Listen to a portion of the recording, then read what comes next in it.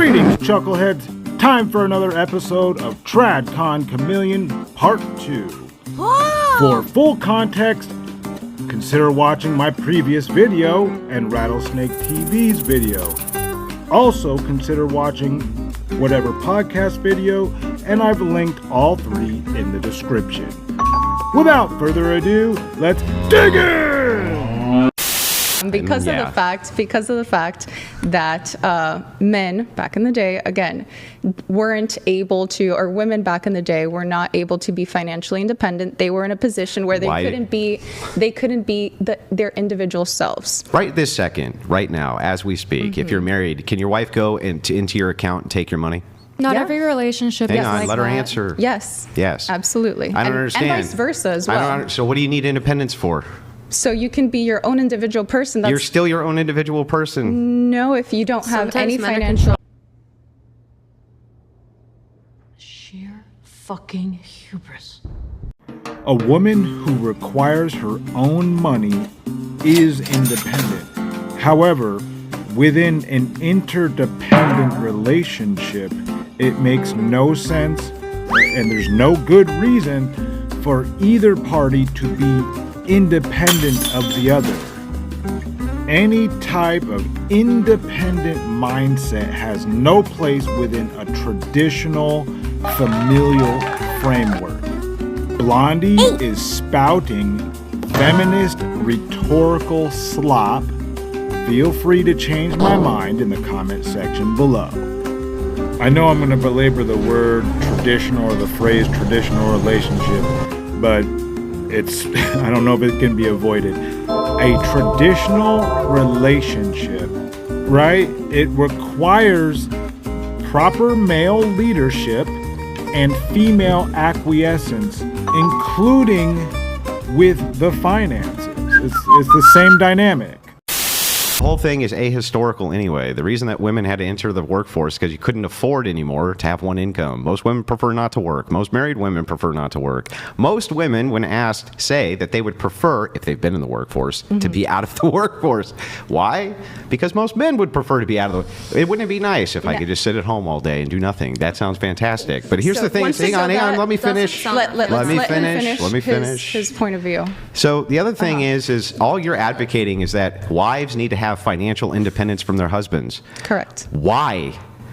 So that they can we're our own always people. Yes, and this basic, just in case we need to leave them. Let's let these animals do their show. Ta-da! Circus, Afro, circus, Afro, polka dot, Afro.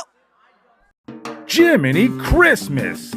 Hyper-individualism is not a conservative position. The juxtaposition is something like cooperative coexistence, and for the religious, it goes much deeper than that.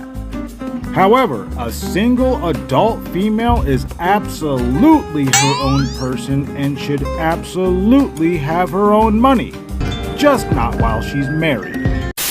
How is this a conservative position? And this basic concept that we as conservative women are trying to get conservative men like you to understand is the reason that there is this complete ideological divide where even conservative women are not getting married. What is the difference between this position and the liberal position? Don't blanket that with conservative women. And you just said one sentence that is extremely important, which is women, they're just going to stay at home and do nothing if they're married. And the fact that you don't understand the intrinsic value of being a homemaker and a wife, that is the reason why there is this problem, right? Just because women have worked but not have been paid for the work that they do as a homemaker, as a full-time child taker. This is a feminist position. No, this is not. This is unpaid labor at home. It's a feminist position. Yeah, guys. It is the ultimate feminist position. Women are getting unpaid labor at home. No, it is taking care of their children. Guys, no, it is an intelligent capitalist position.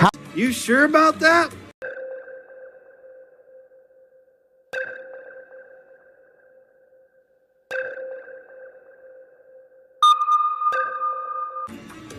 You sure about that? You sure about that?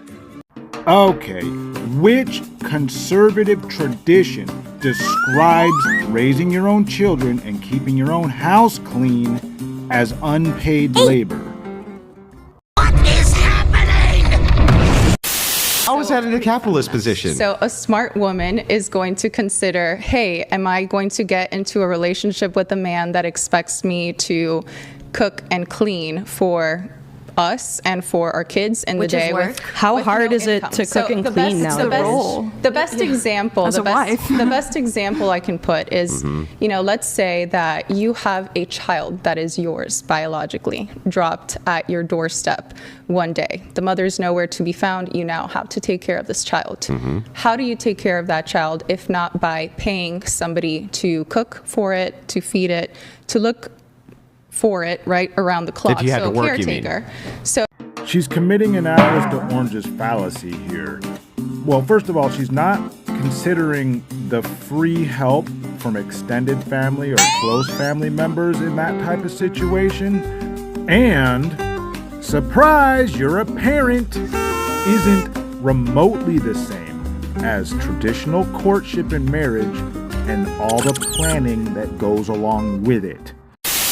you would have to. Well, hang on. The You would have to qualifier- stay going to work. Hang on, the qualifier is if you weren't independently wealthy, right? If you were working. If you're in your current position right now, how much do you think you would have to shell out to maintain that child that is biologically yours and just got to your doorstep? And I'll tell you, Depends on the choices I want to make for well, the kid. research, there has been research on this, and they quantified it to a number, to over $200,000 a year.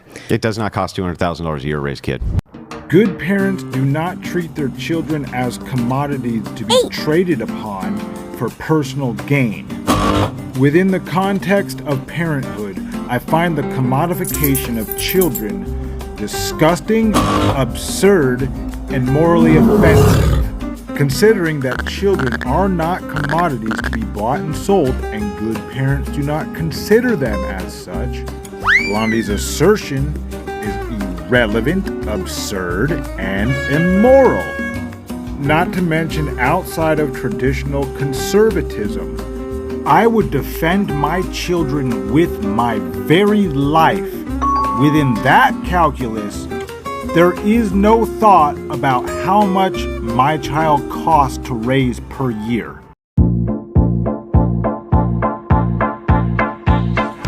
Two to the one to the three. I like good pussy and I like good trees. Smoke so much weed you wouldn't believe, and I get more ass than a toilet seat. We need Yeah. each other. Yeah, absolutely. but nobody's we need even to value nobody's each even other. disputing and you this. See no value Just in motherhood. asking about. So why would a woman want to have kids with you? I don't know. They did, but here's I the know, thing. Here's the thing, I'm though, sorry about right? that. Is like You know, You're what? Wait, what? I wish her the best. Yeah, well, I wish mean, you her don't the need best. to. She's She's never been happier. But the thing is hope so. like, Wait, Andrew, hold on. Andrew's been like polite to you. I don't know why you're being like passive aggressive and insulting Andrew. I don't even care. I just want to get the answer to the question. Go for it. What can you name a thing which is equivalent that generally men would receive? That's the equivalent of the women, children, lifeboats. Anything, just one thing. That's not a shared proxy between the two. Genuinely asking that Yes, question? yes. Okay, so women are the primary people that are in healthcare, right? So Okay, Houston, we've had a problem here. This is Houston. Say again, please. Houston, we've had a problem. Women are granted certain privileges in society, so what does society offer men as far as privilege goes that isn't shared between men and women? Oh, well, women make up most of the healthcare workers. That would be shared, and it's not a privilege. if you go to the doctor, you're probably going to be seen by a nurse first. I heard Are this. you listening to I his heard, question? Yes, I am. So if I'm going on a date with a woman, I'm what I talking get about, is that there are vaguely women in healthcare. Yeah. No. What? You're talking No, if I'm about going- why For do chivalry. women- If I'm going on first date with a barista, what I get from the barista is that there's No. vaguely women in healthcare. No, but you How made a does that vague question. benefit me? What the Correct.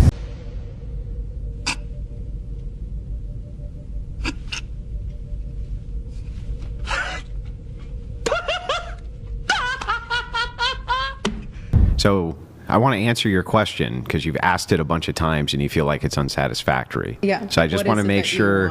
So I want to make sure that we get it right before I answer it so that I have it correct. We're going to untangle two ideas. Yes. Idea one is that chivalry and dating could be slightly different than what we see in the general population for chivalry, which is women get the boats, men get the draft, blah, blah, blah. Men are expected to run in the burning buildings, this type of thing. Can we untangle that? Sure. Okay, good. So I think that if it's the expectation that women want to have those additional privileges, your question... The ones you just mentioned, the whole, like, the votes and the... Yeah, all of that stuff, women want to have... Expectations? No, because men are the ones that set that standard themselves. Okay, I got it. Yeah. Okay, so there's no reason for men to keep holding those standards up then. There's no reason for them to want to, yet they still continue to do it. Got it. Okay, Yes. so what my argument is just this. If women want to see chivalry, if they want to have men continue in those roles, then women need to take a back seat on authority, things like the right to vote, stuff like that. I think that if they, bet you would I think love that if they move, I think that if they, well, I would only love- if I'm it's, sure you would love to only take if away it's my the right to case, only if it's the case that you want to see men continue in those functions. So if it's not the case that you don't want to see men continue in those functions, then fine. I think they but if want it to is, continue in okay, those hang on, let me functions make the themselves. argument, and then you can respond. Yeah. If it's not the case that you want to see them in those functions, then if it's not the case that you want to see them in those functions, then yeah, sure, you can grill boss all day long. Okay. But if it is, hang on, almost done. But if it is the case that you do, right, then I think that rescinding autonomy or rescinding authority to men is the benefit to men in that relationship. Let's say I didn't want to continue to see men in those roles and have those expectations. Would they continue to do it themselves? Yes. Because they want to. Because strong men in our society do voluntarily take up those roles and do create those kinds of systems to protect women and children. So even if I was a So why raging should they feminist continue and to do so, though? Well, they want to do so. But I let's think, assume- and you're asking me why they should continue to do so? Yeah. Because they're playing their role in society, in a functional society, just like women are playing their role by being mothers, by maintaining households, by holding a community together. Chivalry is dead, and women killed it. I agree with Andrew here. If women want the type of chivalry that will lead to male deaths, then they should submit themselves to male authority. Consider also that there are multitudes of men who no longer want to occupy their traditional masculine roles. You got MGTOW, men going their own way. You got the red pill community. Such organizations or philosophies out there where men are no longer participating in the traditional courtships and marriage.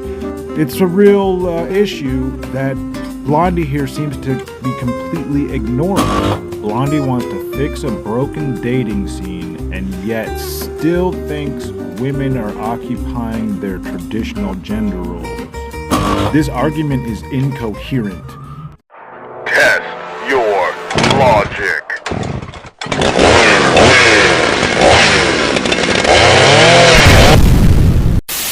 So then We agree to disagree. we get rid of the. We get rid of. We should get rid of. So hang on, we get rid of the draft laws, and then after we get rid of the draft laws, I just want to ask, like, should women still have privileges when it comes to Titanic's going down? They get the boats, and the children get the boats first. I think that it should be equal, honestly, but.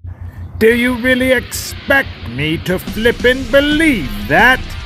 How about no? Number 2.5, get rid of these clowns!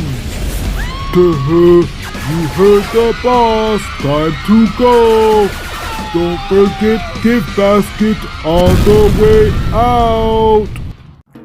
Jiminy Christmas! Equality between the sexes is feminist rhetoric, which I don't even think she believes, because listen to the next thing she says. regardless of me thinking that it should be equal, men, gentlemanly men, traditional men are always going to put the women and children first. That might not be you. It could be you. I'm not saying it's not. But gentlemanly men have been the ones who do that and decide that for themselves. So then the idea here is you don't need to yield anything to the privileges for women in society because it is the case that men just really want to do that shit for you. Yes. So I keep. Okay. Yes. I will do what damage I can.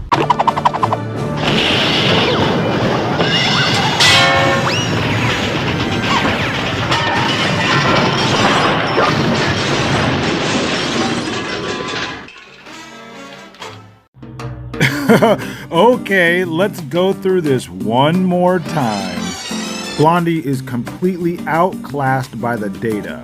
There are a growing number of men who enjoy MGTOW philosophy, red pill, and manosphere content.